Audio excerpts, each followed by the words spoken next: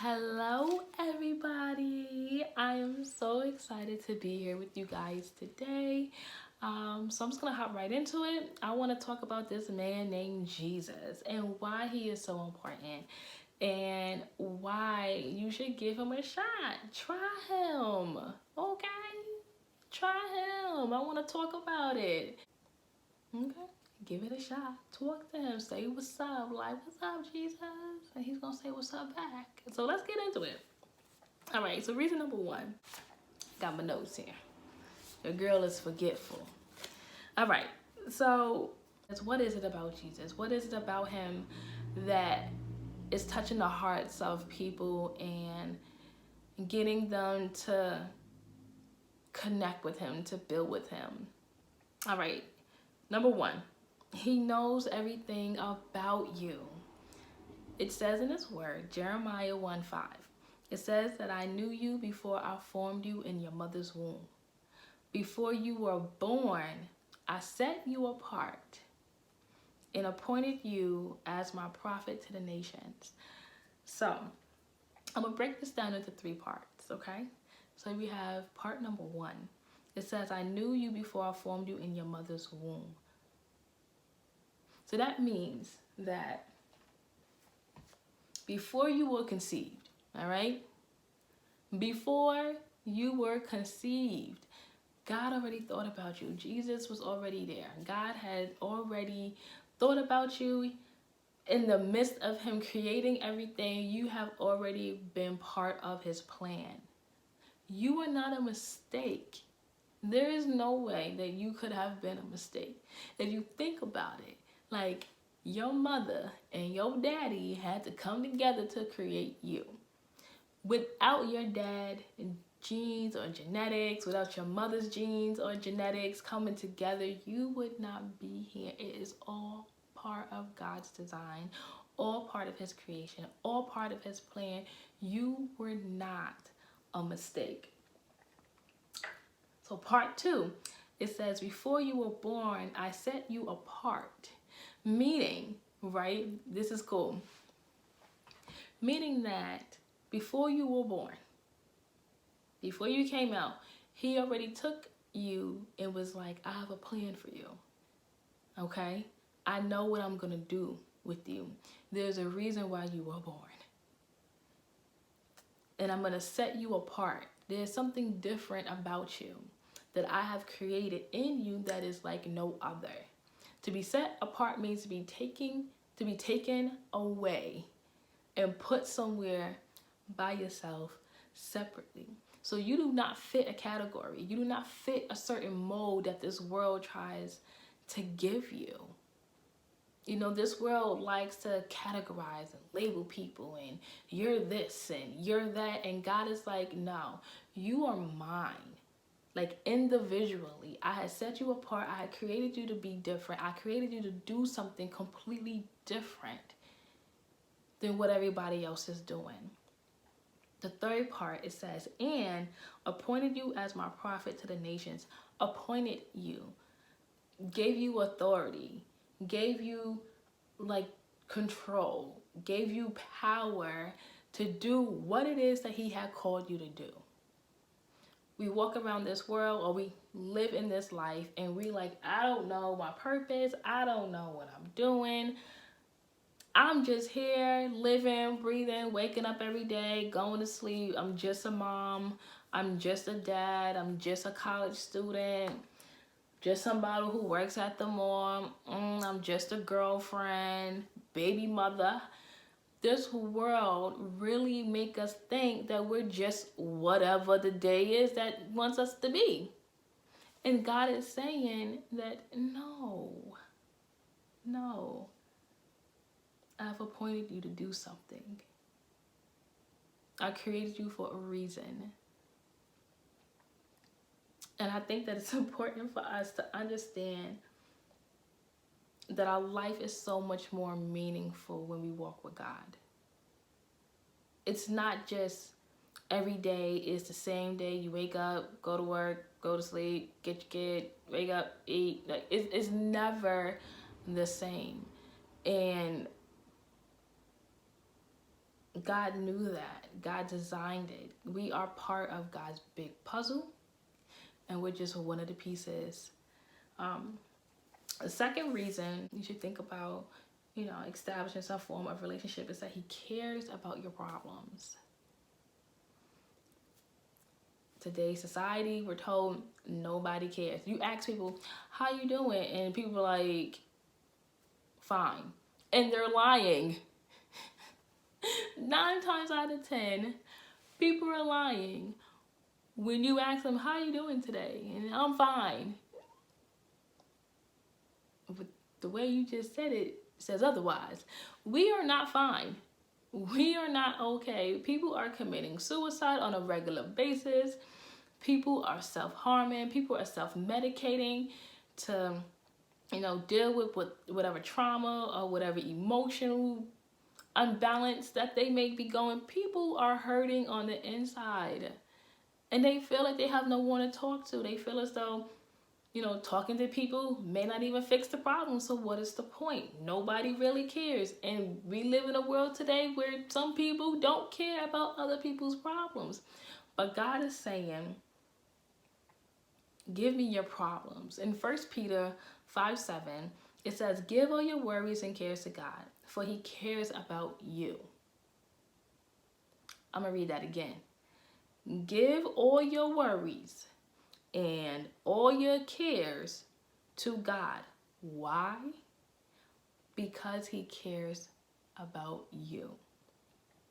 He cares about your struggles. He cares about your bills not being paid. He cares about you struggling with your health, or you're dealing with unforgiveness, or you're insecure, you have low self-esteem. He cares about these things. Why? Because it's a hindrance in your life that's keeping you from growing. It's keeping you from doing the thing that God had set you apart to do. All right, remember what I had said before, that he set you apart? It's hard for you to do what he called you to do when you are struggling. He cares. He wants to help you. He wants to show you how to get out of situations. So talk to him about it. Give him your worries. Give him your cares. He may not take care of it as fast as we want him to take care of it, or take care of it how we think he should take care of it, but God always comes through. There's been so many situations, I promise you, I'm like, God, how the hell am I gonna get out of this? I be really looking at him like, for real though, like, this is what we doing? This is the path that you want to put me on? Like, really? Like, out of all things, we gonna do this? All right. Well then, Lord, you figure it out, because I'm too stressed. Okay, I'm tired. I work 2 jobs. I'm stressed. I can't. This is the problem. You fix it. And he fixes it. And I'm still amazed at like some circumstances that he had gotten me out of. So he cares about your problems, and he wants you to give it to him. Talk to him and share. I go to God angry, like, Ninja, what are you doing? This problem happened. This person said something to me. Like, I'm gonna need you to handle this. I done lost my job, health scare, and I ain't got no health insurance. Like, what are we doing? What are you doing? Fix it. And he fixes it. He is definitely a miracle worker. Third reason, because I said there was 3. This is the third one. Right here on my pink card. Third one. He knows your purpose in life. Jeremiah 29:11 says that, for I know the plans I have for you, plans to prosper you and not to harm you, plans to give you hope in the future. When he created you, right, he had a plan. He set you apart. We know that. But what we don't know is that there are plans to prosper us and not to harm us. Everything that God wants to do in our lives, it's to better us. It's to better his kingdom. It's to better our lives. And it's to better other people around us. Prosperity. He wants us to prosper. We are struggling whether it's mentally, emotionally, financially, we're struggling with our health. God is saying that he wants us to prosper. So no matter what your circumstances are, you can still prosper in them. You can still overcome them. You can still live a happy life no matter what the circumstances are. And he says plans to prosper you and not to harm you. Plans to give you hope. We live in a world today where there is no hope. People are hopeless, which is why there is suicide. People are ending their lives because they feel hopeless. They feel like whatever they're going through, they can't overcome it. Whatever is happening is too strong for them to overcome. He has plans to prosper us, not to harm us, plans to give us a hope and a future. So this is not just like a one-time thing. Like, it's not like you can meet your quota with God. Like, all right, I helped Shay 3 times. That's my quota for her life. Like, that's it. Like, this is an ongoing thing.